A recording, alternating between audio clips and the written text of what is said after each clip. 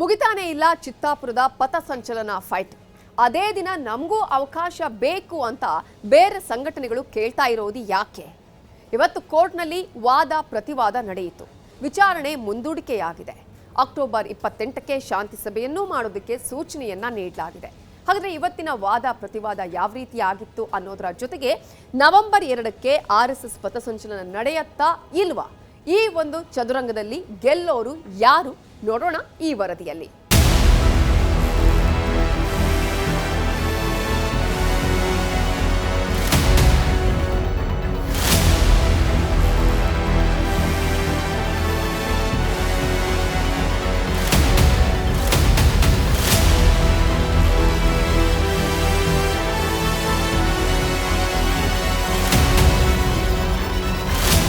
ರಾಜ್ಯದಲ್ಲಿ ಆರದ ಬೆಂಕಿಯಂತೆ ಆಗಿದೆ RSS ಗಲಾಟೆ. ಚಿತ್ತಾಪುರದಲ್ಲಿ ನಡೆಯಬೇಕಿದ್ದ ಪಥಸಂಚಲನ ಗೊಂದಲದ ಗೂಡಾಗಿದೆ. ಎಲ್ಲವೂ ಸರ್ಕಾರದಿಂದಲೇ ಆಗ್ತಾ ಇದೆ ಅಂತ ವಿಪಕ್ಷಗಳು ಮುಗಿಬಿದ್ದಿವೆ. ಹೈಕೋರ್ಟಿನಲ್ಲೂ ಮತ್ತೆ ಅರ್ಜಿ ಮುಂದೂಡಿಕೆಯಾಗಿದೆ. RSS ಪಥಸಂಚಲನ ನಡೆಯುತ್ತಾ ಇಲ್ವಾ ಅನ್ನೋದೇ ಗೊತ್ತಾಗದಂತಾಗಿದೆ.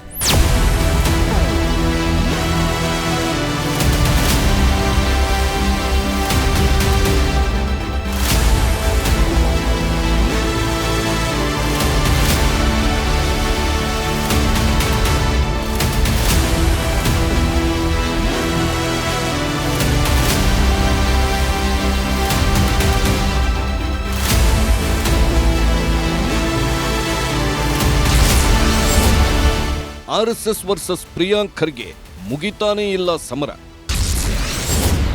ಪಥಸಂಚಲನ ಅರ್ಜಿ ವಿಚಾರಣೆ ಹೈಕೋರ್ಟ್ ಹೇಳಿದ್ದೇನು? ಮತ್ತೆ ವಿಚಾರಣೆ ಮುಂದೂಡಿಕೆ. RSS ರ್ಯಾಲಿ ನಡೆಯುತ್ತಾ ಇಲ್ವಾ?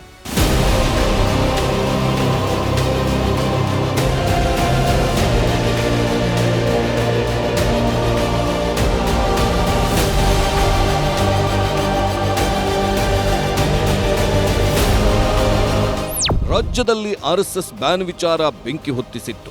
RSSಗೆ ನಿರ್ಬಂಧ ವಿಧಿಸೋ ಬಗ್ಗೆ ಕ್ಯಾಬಿನೆಟ್ನಲ್ಲಿ ತೀರ್ಮಾನವಾಯಿತು. ಪ್ರಿಯಾಂಕ್ ಖರ್ಗೆ ಮತ್ತು ಬಿಜೆಪಿ ನಾಯಕರ ನಡುವೆ ಒಂದು ಸುತ್ತಿನ ಯುದ್ಧವೇ ಆಗಿ ಹೋಯಿತು. ಇಷ್ಟೆಲ್ಲ ಆದ್ರೂ RSS ವರ್ಸಸ್ ಪ್ರಿಯಾಂಕ್ ಖರ್ಗೆ ನಡುವಿನ ಕಿಚ್ಚು ಆರಿಲ್ಲ. ಪ್ರಿಯಾಂಕ್ ಸೊಕ್ಕು ಮುರಿಬೇಕು ಅಂತ RSS ತೀರ್ಮಾನಿಸಿದ್ರೆ RSS ಕಾರ್ಯಕ್ರಮಕ್ಕೆ ಬ್ರೇಕ್ ಹಾಕಲು ಜೂನಿಯರ್ ಖರ್ಗೆ ಪ್ರಯತ್ನ ಪಡ್ತಾ ಇದ್ದಾರೆ.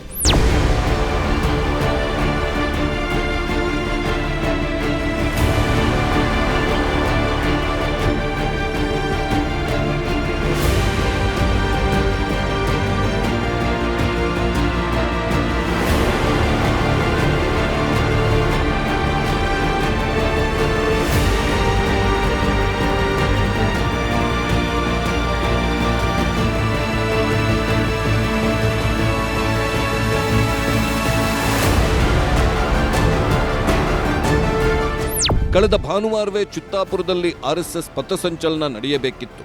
ಆದರೆ ಅದಕ್ಕೆ ಬ್ರೇಕ್ ಹಾಕಿತ್ತು ಅಲ್ಲಿನ ಜಿಲ್ಲಾಡಳಿತ.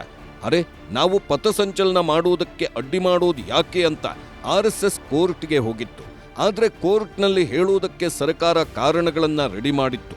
ಆ ಕಾರಣಗಳು ಬೇರೆ ಯಾವುದೂ ಅಲ್ಲ, ದಲಿತ ಸಂಘಟನೆಗಳ ಪರೇಡ್. RSS ದೊಣ್ಣೆ ಹಿಡಿದುಕೊಂಡು ರೋಡಲ್ಲೆಲ್ಲ ಓಡಾಡಬಹುದು ಅಂದ್ರೆ ನಮಗೂ ಪರ್ಮಿಷನ್ ಕೊಡಿ, ನಾವೂ ಮೆರವಣಿಗೆ ಮಾಡ್ತೀವಿ ಅಂತ ದಲಿತ ಸಂಘಟನೆಗಳು ಜಿಲ್ಲಾಡಳಿತಕ್ಕೆ ಮನವಿ ಮಾಡಿದ್ವು.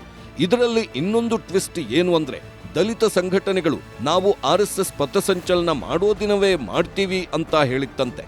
ಅದಕ್ಕೆ ಕೋರ್ಟು ಸಹ ಅದೇನೋ ಸ್ವಲ್ಪ ನೋಡ್ರಪ್ಪ, ಎಲ್ಲಾ ಸಂಘಟನೆಗಳು ಒಂದೇ ದಿನ ಮಾಡುವುದು ಬೇಡ, ಬೇರೆ ಬೇರೆ ದಿನ ರ್ಯಾಲಿ ಮಾಡಿ ಅಂತ ಹೇಳಿತ್ತು. ಅದರಂತೆ RSS ನವೆಂಬರ್ 2ಕ್ಕೆ ರ್ಯಾಲಿ ಮಾಡುವುದಾಗಿ ಹೇಳಿತ್ತು.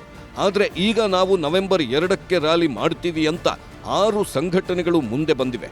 ಇದರ ಬಗ್ಗೆಯೇ ಈಗ ಹೈಕೋರ್ಟ್ನಲ್ಲಿ ವಿಚಾರಣೆ ನಡೆದಿದ್ದು, ವಿಚಾರಣೆಯನ್ನ ಅಕ್ಟೋಬರ್ 30ಕ್ಕೆ ಮುಂದೂಡಲಾಗಿದೆ.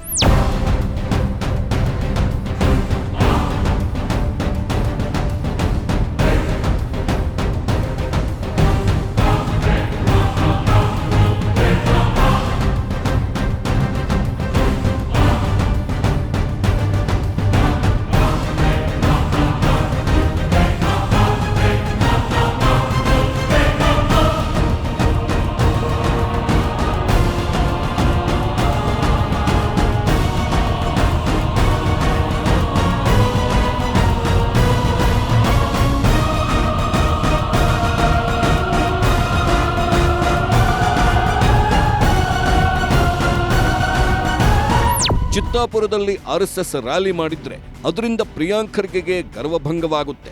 ಪ್ರಿಯಾಂಕ್ ಆರ್ಎಸ್ಎಸ್ ವಿರುದ್ಧ ಸಮರ ಸಾರಿದ್ರು. ಆದರೆ ಅವರ ಕ್ಷೇತ್ರದಲ್ಲೇ ಆರ್ಎಸ್ಎಸ್ ಭರ್ಜರಿ ರ್ಯಾಲಿ ಮಾಡಿದೆ ಎಂಬಂತಾಗುತ್ತೆ. ಅದಕ್ಕೆ ಆರ್ಎಸ್ಎಸ್ ರ್ಯಾಲಿಯನ್ನ ಏನಾದ್ರೂ ಮಾಡಿ ತಡೀಬೇಕು ಅಂತ ಪ್ರಿಯಾಂಕ್ ತೀರ್ಮಾನಿಸಿದ್ದಾರಂತೆ. ಈಗ ದಲಿತ ಸಂಘಟನೆಗಳು ಅಖಾಡಕ್ಕಿಳಿದಿರೋದು ಸಹ ಪ್ರಿಯಾಂಕ್ ಅಣತಿಯಂತೆಯೇ ಅಂತ ಹೇಳಲಾಗ್ತಾ ಇದೆ. ದಿನದಿಂದ ದಿನಕ್ಕೆ ಚಿತ್ತಾಪುರದಲ್ಲಿ ಆರ್ಎಸ್ಎಸ್ ಮೇಲೆ ಸಂಘಟನೆಗಳು ದೊಡ್ಡ ಮಟ್ಟದಲ್ಲಿ ಮುಗಿಬೀಳ್ತಾ ಇದ್ದು, ನವೆಂಬರ್ 2ರಂದೇ ಚಿತ್ತಾಪುರದಲ್ಲಿ ನಡಿಗೆ ಹೋರಾಟಕ್ಕೆ ಅರ್ಜಿ ಸಲ್ಲಿಕೆ ಮಾಡಿವೆ. ಇಂಡಿಯನ್ ಕ್ರಿಶ್ಚಿಯನ್ ವೆಲ್ಫೇರ್ ಅಸೋಸಿಯೇಷನ್ ವತಿಯಿಂದಲೂ ಅರ್ಜಿ ಸಲ್ಲಿಕೆ ಆಗಿದೆ.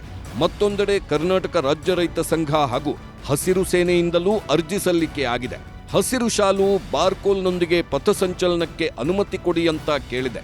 ಆರ್ಎಸ್ಎಸ್ ಯಾವತ್ತೂ ಚಿತ್ತಾಪುರದಲ್ಲಿ ರ್ಯಾಲಿ ಮಾಡುತ್ತೋ ಅವತ್ತೇ ನಮಗೂ ಅನುಮತಿ ಬೇಕು ಅಂತ ಸಂಘಟನೆಗಳು ಕೇಳ್ತಾ ಇದ್ದು, ಇದು ಜಿಲ್ಲಾಡಳಿತ ಮತ್ತು ಆರ್ಎಸ್ಎಸ್ಗೆ ತಲೆನೋವು ಸೃಷ್ಟಿ ಮಾಡಿದೆ. ಇದೇ ವಿಚಾರದ ಬಗ್ಗೆ ಈಗ ಕಲಬುರಗಿ ಹೈಕೋರ್ಟ್ನಲ್ಲಿ ವಿಚಾರಣೆ ನಡೆದಿದ್ದು, ಆರ್ಎಸ್ಎಸ್ ಪರ ವಕೀಲರು ಮತ್ತು ಸರ್ಕಾರದ ಪರ ವಕೀಲರ ನಡುವೆ ವಾದ ಪ್ರತಿವಾದಗಳು ನಡೆದಿವೆ. ಸರ್ಕಾರದ ಪರವಾಗಿ ಅಡ್ವೊಕೇಟ್ ಜನರಲ್ ಶಶಿಕಿರಣ್ ಶೆಟ್ಟಿ ವಾದ ಮಂಡಿಸಿದ್ದು, ನಾವು ಯಾವ ಸಂಘಟನೆಯ ಅರ್ಜಿಗಳನ್ನೂ ತಿರಸ್ಕಾರ ಮಾಡಿಲ್ಲ. ಬಹಳಷ್ಟು ಸಂಘಟನೆಗಳು ನವೆಂಬರ್ 2ಕ್ಕೆ ಪಥಸಂಚಲನ ಮತ್ತು ಪ್ರತಿಭಟನೆಗೆ ಅವಕಾಶ ಕೋರಿ ಅರ್ಜಿಗಳನ್ನು ಸಲ್ಲಿಕೆ ಮಾಡಿವೆ. ಎಲ್ಲಾ ಸಂಘಟನೆಗಳನ್ನು ಕರೆದು ಜಿಲ್ಲಾಡಳಿತ ಶಾಂತಿ ಸಭೆ ಮಾಡಿದೆ. ರಾಜ್ಯದಲ್ಲಿ ಎಲ್ಲಿಯೂ ಸಮಸ್ಯೆ ಆಗಿಲ್ಲ, ಆದರೆ ಕಲಬುರಗಿಯಲ್ಲಿ ಸಮಸ್ಯೆ ಆಗಿದೆ. ಬಂದೋಬಸ್ತ್ ಕೈಗೊಳ್ಳಲು 2 ವಾರಗಳ ಸಮಯಾವಕಾಶ ಕೊಡಬೇಕು ಅಂತ ಮನವಿ ಮಾಡಿದ್ರು. ಆರ್ಎಸ್ಎಸ್ಗೆ ಅವಕಾಶ ಕೊಡೋದಾದ್ರೆ ನಮಗೂ ಅವಕಾಶ ಕೊಡಿ ಅಂತ ಒಂದಾದ್ರ ನಂತರ ಒಂದು ಸಂಘಟನೆಗಳು ಜಿಲ್ಲಾಡಳಿತಕ್ಕೆ ಮನವಿ ಮಾಡಿಕೊಳ್ತಾ ಇವೆ. ಈ ಹಿಂದೆ ಕೇವಲ 2 ಸಂಘಟನೆಗಳು ಅವಕಾಶ ಕೇಳಿದ್ವು. ಆದರೆ ಈಗ 5-6 ಸಂಘಟನೆಗಳು ನಮಗೂ ಅವಕಾಶ ಕೊಡಿ ಅಂತ ಕೇಳಿವೆ. ಜಿಲ್ಲಾಡಳಿತ ಯಾವ ಸಂಘಟನೆಗಳ ಮನವಿಯನ್ನೂ ತಿರಸ್ಕರಿಸಿಲ್ಲ. ಆದರೆ ಎಲ್ಲರಿಗೂ ಒಂದೇ ದಿನ ಅವಕಾಶ ಕೊಡೋದಕ್ಕೂ ಆಗಲ್ಲ. ಭದ್ರತೆ ಕೊಡೋದು ಕಷ್ಟ ಆಗುತ್ತೆ. ಅದಕ್ಕೆ ಸಿದ್ಧತೆ ಮಾಡಿಕೊಳ್ಳಬೇಕು. 2 ವಾರಗಳ ಕಾಲಾವಕಾಶ ಬೇಕು ಅಂತ ಜಿಲ್ಲಾಡಳಿತ ಕೇಳಿದೆ. ಆರ್ಎಸ್ಎಸ್ ಪರ ಅರುಣ್ ಶ್ಯಾಮ್ ವಾದ ಮಾಡಿದ್ದು, ನ್ಯಾಯಾಲಯ ಯಾವಾಗ ಮಾಡ್ತೀರಿ ಡೇಟ್ ಹೇಳಿ ಎಂದಿದ್ದಕ್ಕೆ ನಾವು ನವೆಂಬರ್ 2 ದಿನಾಂಕ ಕೊಟ್ಟಿದ್ವಿ. ಹಾಗಾಗಿ ನಮಗೆ ನವೆಂಬರ್ 2ರಂದೇ ಪಥಸಂಚಲನಕ್ಕೆ ಅವಕಾಶ ಮಾಡಿಕೊಡಿ. ನಾಳೆ ದಿನ ಮತ್ತೆ 16 ಸಂಘಟನೆಗಳು ಅರ್ಜಿ ಸಲ್ಲಿಸಿದ್ರೆ ಹೇಗೆ? ರಾಜ್ಯದಲ್ಲಿ 450 ಕಡೆ ಪಥಸಂಚಲನ ಮಾಡಲಾಗಿದೆ. ಎಲ್ಲಿಯೂ ಸಹ ಭದ್ರತೆ ಸಮಸ್ಯೆಗಳು ಆಗಿಲ್ಲ. ಒಂದು ವೇಳೆ ಭದ್ರತೆ ಸಮಸ್ಯೆ ಎದುರಾದ್ರೆ ಕೇಂದ್ರದಿಂದ ಭದ್ರತಾ ಪಡೆಗಳನ್ನ ನಿಯೋಜಿಸಿ ಅಂತ ಆರ್ಎಸ್ಎಸ್ ಪರ ವಕೀಲರು ಹೇಳಿದ್ರು. ಅತ್ತ ಪ್ರಿಯಾಂಕ್ ಖರ್ಗೆ ಪಟ್ಟು ಬಿಡದೆ ಕೂತಿರುವಂತೆಯೇ ಈ ಕಡೆ ಆರ್ಎಸ್ಎಸ್ ಸಹ ಪಟ್ಟು ಬಿಡದೆ ಪಥಸಂಚಲನ ಮಾಡಲು ಮುಂದಾಗ್ತಾ ಇದೆ. ನವೆಂಬರ್ 2ರಂದೇ ಪಥಸಂಚಲನಕ್ಕೆ ಅವಕಾಶ ಕೊಡಿ ಅಂತ ಹೇಳ್ತಾ ಇದೆ.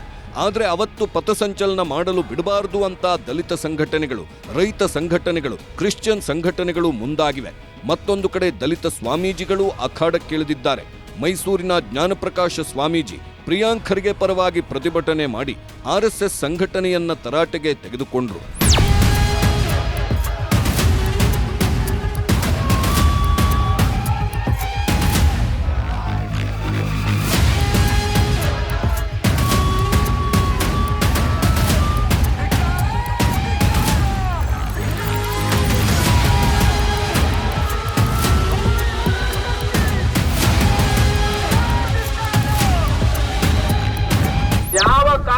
ನೀವು ನೋಂದಣಿ ಇಲ್ಲದೆ ಇರತಕ್ಕಂತ ಸಂಘಕ್ಕೇನಾದ್ರೂ ನೀವು ಅವಕಾಶ ಕೊಟ್ಟಿದ್ದೆ ಆದ್ರೆ ನೀವು ನ್ಯಾಯಾಧೀಶರಲ್ಲ, ಪಕ್ಷದ ಗುಲಾಮರು ನೀವು ಅಂತಕ್ಕಂಥದ್ದನ್ನ ನಾನು ಇವತ್ತು ನಿಮ್ಗೆ ಹೇಳ್ಬೇಕಾಗುತ್ತೆ. ನ್ಯಾಯಾಧೀಶರಿಗೆ, ಹೈಕೋರ್ಟ್ ನ್ಯಾಯಾಧೀಶರಾಗ್ಲಿ, ಸುಪ್ರೀಂ ಕೋರ್ಟ್ ನ್ಯಾಯಾಧೀಶರಾಗ್ಲಿ, ನೀವು ಸಂವಿಧಾನಬದ್ಧವಾಗಿರ್ತಕ್ಕಂಥ ಸಂವಿಧಾನದ ಪೀಠದ ಮೇಲೆ ಕೂತಿರೋರು ನೀವು.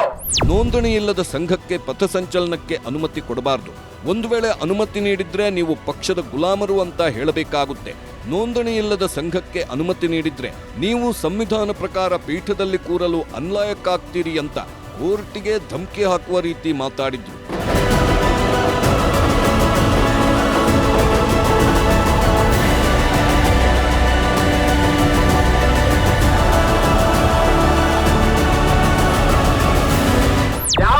ಸಂಘ ಪರ್ಮಿಷನ್ ಹಾಕಿದ್ರೆ ನಿಮ್ದು ರಿಜಿಸ್ಟ್ರೇಷನ್ ಆಗಿದ್ಯಾ, ನಿಮ್ದು ಸಂಘ ಸಂಸ್ಥೆ ಆಕ್ಟ್ ಅಡಿಯಲ್ಲಿ ಕೆಲಸ ಮಾಡ್ತಿದ್ಯಾ ಅಂತ ಕೇಳಬೇಕೆ ಹೊರತು ನೀವು ಏಕಾಏಕಿ ನೀವು ಪರ್ಮಿಷನ್ ಕೊಟ್ರಿ ಅಂದ್ರೆ ಈ ದೇಶದ ಸಂವಿಧಾನದ ಪೀಠದಲ್ಲಿ ಕೂತ್ಕೊಳ್ಳಿಕ್ಕೆ ನೀವು ಅನ್ಲಾಯಕ ಆಗ್ತೀರಿ. ನೀವು ನ್ಯಾಯಾಧೀಶರು, ನೀವು ನಾಳೆ 24ನೇ ತಾರೀಕು ಲಾಸ್ಟ್ ಗಡುವು ಇದೆ ಹೈಕೋರ್ಟ್ ನಲ್ಲಿ.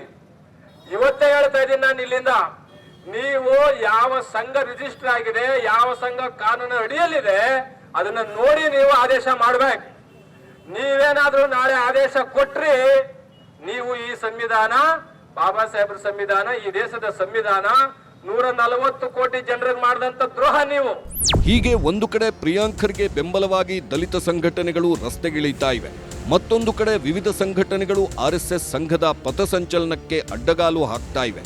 ಇದು ಈಗ ಕಲಬುರಗಿ ಹೈಕೋರ್ಟ್ ಮೆಟ್ಟಿಲೇರಿದ್ದು, ವಿಚಾರಣೆ ಮಾಡಿದ ಹೈಕೋರ್ಟ್ ಚಿತ್ತಾಪುರ ಪಥಸಂಚಲನ ರಿಟ್ ಅರ್ಜಿಯನ್ನ ಮುಂದೂಡಿಕೆ ಮಾಡಿದೆ.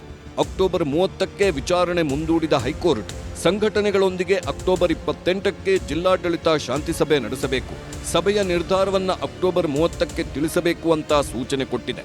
ಚಿತ್ತಾಪುರದ ಪರಿಸ್ಥಿತಿಯನ್ನ ಪರಿಗಣಿಸಿ ನಿರ್ಧಾರ ಕೈಗೊಳ್ಳಬೇಕು ಅಂತ ಹೇಳಿದೆ.